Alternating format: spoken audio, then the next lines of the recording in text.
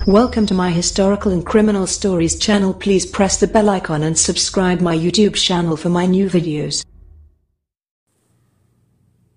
नमस्कार, प्रणाम। Historical and criminal stories में एक बार फिर आप लोग का स्वागत है। अपराध का एक और नया घटना आप लोग के सामने लेकर आया हूं। आज का जो घटना है, राज्य है छत्तीसगढ़, जिला बिलासपुर और जो जगह है उसलापुर।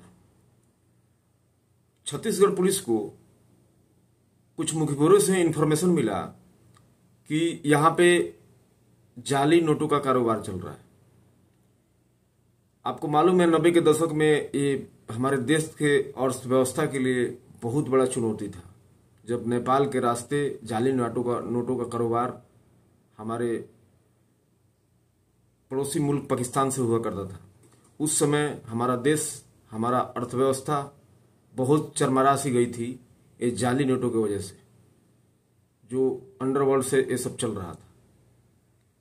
तो उस समय के बाद हमारे जो टीम है, हमारे जो प्रशासनिक प्रक्रिया है, उन लोगों ने उस कमर को तोड़ दिया और आज हम लोग, हमारा कंट्री का ये सब जाली जो पैसा है, जो नोट्स हैं, उसका कारोबार अभी बहुत कम है और बहुत कम देखने को मिलती है। पूरी तरह से तो हमारा देश बहुत बड़ा है, उसको तो हम खत्म नहीं कर सकते हैं, लेकिन ऐसा घटना बहुत कम आती है और जब भी आती है पुलिस इस पे बहुत सीरियस हो जाती है।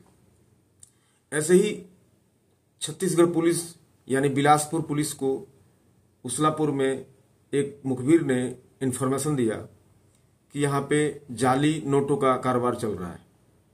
पुलिस ने अपना जाल बिछाया और पुलिस ने जब जीरो इन करना चालू किया तो पता चला कि एक विकास नाम का व्यक्ति, जो वहां पे फोटोग्राफिंग का काम करता है, और एक पवन ठाकुर, ये लोग उसमें इन्वॉल्व है। पुलिस ने जीरो इन करना चालू किया। चूंकि वो फोटोग्राफर था, उसको जो पुलिस ने पता करना चालू किया, तो पता करते करते एक दिन पुलिस ने ये सोचा, वो दिन था अभी 6 मार्च 2023, बहुत नया घटना है।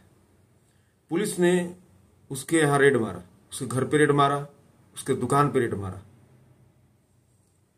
पुलिस को कुछ पेपर्स मिले जो स्पेशल पेपर्स थे, कुछ इंक मिले, कुछ प्रिंटिंग मशीन मिले, और जो पवन था वो देखते ही घबरा गया पुलिस को। खैर, पुलिस ने उसके पूरे घर को छापा मारा, सब कुछ चेक किया, इंक मिला, पेपर्स मिले, लेकिन पुलिस को कुछ ऐसा नहीं मिला कि पुलिस उसको दबोच सकती है, उसके ऊपर सवाल खड़ा कर सकती है, क्योंकि वो एक वीडियोग्राफर था, एक कैमरामैन था, वो सीसीटीवी का भी काम करता था, फोटोग्राफर था, तो पेपर वो फोटो के लिए भी यूज कर सकता है। पुलिस पूरे घर की छानबीन कर रही थी। ये सारी चीजें दुकान से बरामद हुई। फिर पुलिस घर पे भी धावा बोली, रेड मारी, और घर पे कुछ और तो नहीं मिला, लेकिन एक कमरे में एक पानी का टैंक मिला। पुलिस पानी के टैंक को खंगालने का कोशिश किया जिसमें पानी भरा हुआ था। उससे पूछने पे कि आपके घर में टैंक का क्या जरूरत है, उसने बताया कि मेरे घर का काम चल रहा है, इसके वजह से मैंने पानी का टैंक इसमें रखा हुआ है। और वाकई में उसके घर में टैंक का यानी पानी का यानी घर बन रहा था, उसमें लेबर लोग काम कर रहे थे और पानी की जरूरत थी। फिर भी पुलिस, सीबीआई और बहुत सारे जो हमारे यहाँ एजेंसियां हैं, ये लोग पाते हैं कि पानी के अंदर करेंसी को रैपिंग करके या प्लास्टिक में पैक करके लोग पानी के टैंकों के अंदर डाल देते हैं और पकड़ा जाता है। बहुत सारा जेवरी और ये सारी चीजें, लोग कीमती कीमती चीजें पानी के टैंक के अंदर डाल देते हैं। पुलिस ने फैसला किया कि इस टैंक को हम लोग खाली करके देखेंगे कि इसमें क्या है। पुलिस ने जब टैंक को खाली करने के लिए कोशिश किया तो उसमें उन लोगों को दिखा कि प्लास्टिक में रैपिंग करके कुछ चीजें डाली हुई हैं जो पानी के अंदर है। पुलिस को देखते ही खुशी का ठिकाना नहीं रहा। पुलिस ने यह सोचा कि जिस काम के लिए हम लोग आए थे शायद हम लोग सक्सेस हैं। हम लोग को वो ठिकाना, फेक करेंसी का, जाली नोटों का कारोबार, आज कारोबारी पकड़ा गया। और इस प्रकार से पुलिस खुशी मना रही थी। अंदर ही अंदर मन में बड़े बड़े सपने फूट रहे थे कि अब तो दोषी पकड़ा गया। जाली नोटों का जो कारोबार है इसमें बहुत सारा फेक करेंसी और जाली नोट हम लोग को मिलेंगे। ये हो ही रहा था, लेबरों को बुलाया गया, पानी को निकाला गया और रैपिंग का 5 टुकड़ा उसके अंदर से बरामद हुआ। और 5 रैपिंग में से जैसे ही एक रैपिंग को खोला गया, पुलिस वहां से 10 कदम पीछे हटी, अपने नाक को बंद कर लिया और माजरा ही कुछ अलग था। पुलिस के सोच के सीधे विपरीत वहां का माजरा था। माजरा यह था कि जैसे ही रैपिंग को खोला गया वहां से एक इंसानी हाथ मिला और इस प्रकार से जब 5 रैपिंग को खोला गया, किसी में सर, किसी में धड़, किसी में पैर, किसी में हाथ, ऐसे 5 टुकड़े मिले, पुलिस को बरामद हुए जो किसी औरत के थे। और पुलिस सन्न रह गई और पवन ठाकुर को, जो फोटोग्राफर था, उसको पुलिस कब्जे में ले ली और उससे पूछताछ करना चालू की कि ये कैसा है, ये क्या माजरा है। पवन सुनते ही और घबरा गया और बोला कि देखिए, हमारा फोटोग्राफर का काम है, हम घर पे रहते नहीं है और हो सकता है कि मेरे घर का काम चल रहा है, कोई ले आकर इसमें डाल दिया। पुलिस तफ्तीश करना चालू की, अपने मुखबिरों का जाल बिछाया और पता किया कि इसके घर में, इसके फैमिली में कौन कौन से लोग हैं, कौन से लोग इसके फैमिली के सदस्य हैं, इसकी पत्नी कहाँ है। पुलिस को यह पता लगा कि 10 साल पहले इसने एक स्वाति साहू नाम की लड़की से लव किया। फैमिली वालों को पता लगा और इन लोगों का लव मैरिज हुआ। इसमें इन लोगों को 2 बच्चे हैं, एक 7 साल और एक 5 साल। और पुलिस को जब सती के बारे में पता लगा और उसके परिवार वालों और रिश्तेदारों से जब पता किया गया और तो पता लगा कि सती साहू लास्ट टाइम, मतलब 6 जनवरी, 6 जनवरी को उससे बात हुआ है उसके मायको वालों से और रिलेटिव वालों से। जब पवन से पूछा गया तो पवन ने बताया कि उसका अफेयर उसके दोस्त के साथ था, अपने दोस्त के साथ भाग गई। भाई आप किसको किसको बताया? पवन ने बताया कि मैं उसके मायको वालों को बताया, मैं पहले से भी बता कर रखा था कि वो कैरेक्टरलेस है, अपने दोस्त के साथ भाग गई है, उसका जब नशा उतर जाएगा तो वो चली आएगी। बच्चे कहाँ हैं? उसने बताया कि जब वो घर से फरार हो गई तो मैं बच्चों को अपने माँ बाप के पास शिफ्ट कर दिया। फिर सती के मायके वालों को बुलाया गया, उन लोगों से पूछा गया तो उन लोगों ने बताया कि हाँ, ये लोग को रिश्ते में कुछ लड़ाई झगड़ा होता रहता था और जब इन्होंने बताया कि ऐसा सा बात है, अपने यार के साथ भाग गई, तो हम लोगों ने लोक लाज के कारण, क्योंकि हम लोग की समाज में शिकायत न हो, हम लोग भी इस चीज को होल्ड कर दिए कि किसके पास जाए, क्या कहने के लिए जाए।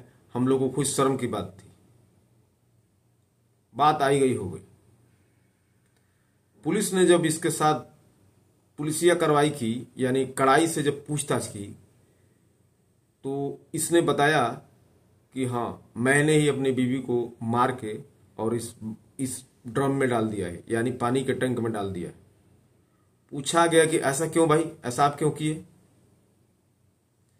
उसने बताया कि कुछ दिनों से मेरी बीवी मेरे से बहुत लड़ती थी, यानी 10 साल पहले लव मैरिज हम लोग किए, हम लोग का 2 बच्चे हुए, कोई दिक्कत नहीं था, सब कुछ ठीक था। कोरोना के टाइम से मेरा बिहेव और मेरी पत्नी का बिहेव, मैंने मतलब दोनों के बीच में कुछ बनता नहीं था। मेरे को ये शंका होने लगा कि मेरी पत्नी का किसी और से मतलब कुछ गलत संबंध है, रिलेशन है। और मेरे पत्नी मेरे बिजनेस में मतलब एक करने लगी कि तुम्हारे को कुछ हो जाएगा या जेल चले जाओगे, तुम ये गलत बिजनेस कर रहे हो, यानी फेक करेंसी का काम कर रहे हो। उसको पता लग गया था सती साहू को। तो उनका कहना था कि अगर आप ये फेक करेंसी कर रहे हो, अगर किसी को पता चल गई या पुलिस को पता चल गई, आप जेल चले गए, तो फिर इन बच्चों को और हमारा क्या होगा, इसलिए आप इसको बंद कर दीजिए। और जो पवन था ये बार बार बोलता था इससे आपको कुछ लेना देना ही नहीं, अपना आप काम कीजिए, हमारा हमको काम करने दीजिए। लेकिन इस बात के लिए बार बार वो लड़ती झगड़ती थी और ये उससे लड़ता झगड़ता था। इसको शंका हो गया था कि इसका रिलेशन किसी और के साथ है, तो इसी के लिए नहीं बनती थी। इसी बीच 5 जनवरी को रात को यानी मिडनाइट में दोनों मियां बीबी को इस बिजनेस को लेके और उसके रिलेशन को लेके दोनों के बीच लफड़ा हुआ। और इसी लफड़ा में पवन ने उसके गला को इतना दबाया कि उसकी सांसें रुक गई और उसका शरीर ठंडा पड़ गया। पवन को कुछ समझ में नहीं आ रहा था कि मैं क्या करूं, इसलिए कि कल सुबह मजदूर भी आने थे। कैसे भी करके उसने लाश को घर में एक कोने में छिपा दिया, पानी का टैंक खरीदा और उसलापुर से ही ग्राइंडिंग मशीन और बहुत सारे रैपिंग्स, प्लास्टिक्स, जिससे बॉडी को कवर किया जा सके। कई बार उसके मन में श्रद्धा और आफ्ताब वाला भी आइडिया आया कि इसको कटिंग करके मैं फ्रिज में रख दूं, लेकिन वो सोचा कि घर से गायब होने के बाद ये पुलिस भी कहीं जान जाए या इसके घर वाले कंप्लेन करें तो फ्रिज में फिर पकड़ा जाएगा। तो उसने इस आइडिया को चेंज किया और प्लास्टिक रैपिंग और ग्राइंडिंग मशीन, जिससे प्लास्टिक में अच्छे से रैपिंग करके पानी के अंदर इसको डुबो दिया जाए, ये सब कुछ उसलापुर से उसने खरीदा। जिस कत्ल जिस हथियार से किया गया था, जिस ग्राइंडिंग मशीन से, प्लास्टिक, वो बैग्स, वो रैपिंग, वो टेप, सब कुछ वहां से बरामद किया गया है जो उसमें से बचा हुआ था। उसने अपने ही पत्नी का शरीर को जलाने का भी कोशिश किया, लेकिन थोड़ा सा जलाने के बाद उसको ये लगा कि ये पॉसिबल नहीं है, नहीं हो पाएगा। वो डर गया और बॉडी को 5 पीस में काटा और काट के उसमें प्लास्टिक में रैपिंग करके और उसको उस पानी में डाल दिया। पुलिस उसको जब जाली करेंसी के बारे में यानी जाली नोटों के बारे में जब उसको जीरो इन किया तो उसने बताया कि मैंने इंटरनेट पे सर्च करने का कोशिश किया। एक्चुअली मैं वीडियोग्राफर हूं, फोटो बनाता हूं, तो इस सब चीजों में मुझे महारत हासिल है। तो मैंने इंटरनेट पे जाली जो नोट है उसको बनाने का तरीका खोजा, तो मुझे एक जाली नोट का तरीका मिला और मैं बनाने का कोशिश किया, तो हूबहू मैं बना भी दिया एक नोट को। उसके बाद मैं जो नोट का जो पेपर होता है, जो पैसे का जो पेपर जिस पेपर से बनता है, उसको मैंने बेंगलोर से मंगाया और 1-2 नोट बनाया सबसे पहले, और बना के उसको 20 या 25 नोटों की गड्डी में डाल के चलाने का कोशिश किया और वो चल गया। तब से मैं नोट बनाना चालू कर दिया और ये बात मेरे पत्नी को पता लग गई और फिर इसके लिए बाहर से नेट के ही जरिए मैं कुछ लोगों को बुलाया, जो लोग आके मुझे ट्रेनिंग दिए और मैं सक्सेस हो गया और ऐसे ही मैं नोटों का कारोबार चालू कर दिया। बहुत बड़ी मात्रा में नहीं, मैं छोटा मात्रा में नोटों को बनाता था और गड्डियों के अंदर 500 को और 200 का नोट बना के, जो पैसों की गड्डी है जैसे 50 पीस है उसमें 2 पीस डाल देता था 500 का। ऐसे करके नोटों को मैं चलाया करता था। तो उसको पकड़ा गया, उस पर धाराएं लगाई गई, उसकी पत्नी की हत्या का मामला, देश के खिलाफ जो वो कर रहा था जाली नोटों का कारोबार, उसके लिए उसको धाराएं लगाई गई और उसको फिलहाल में जेल में बंद भेज दिया गया।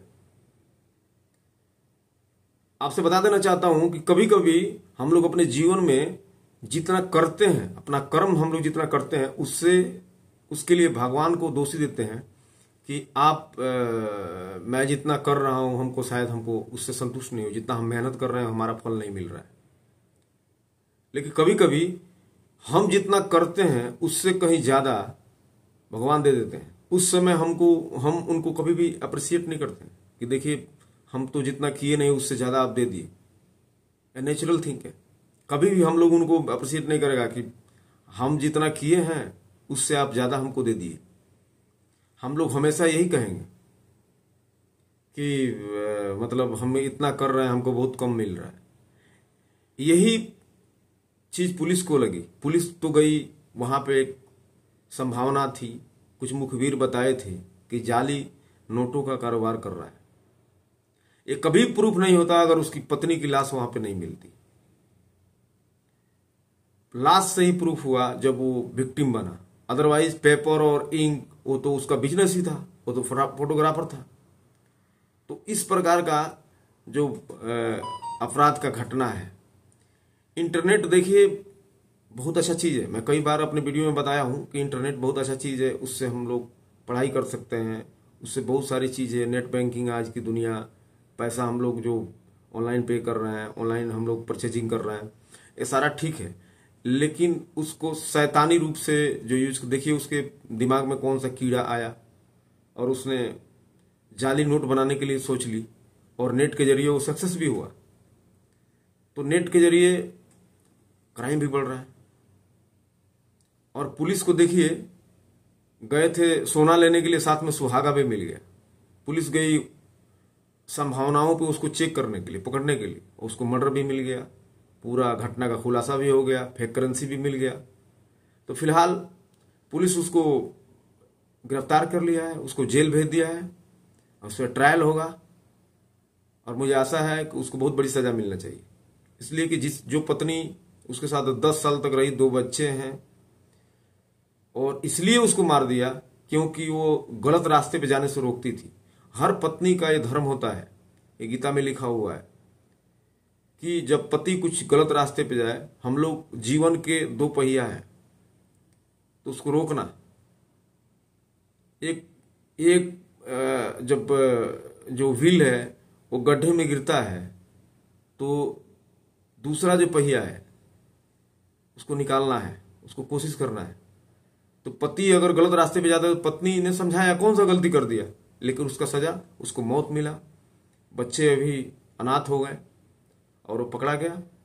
और जाली नोटों का भी कारोबार है, तो दोनों का सेशन पुलिस लगा के उसको फिलहाल में जेल भेज दिया है। मेरा कहानी कैसा लगा मुझे कमेंट करके बताइएगा। Thank you very much.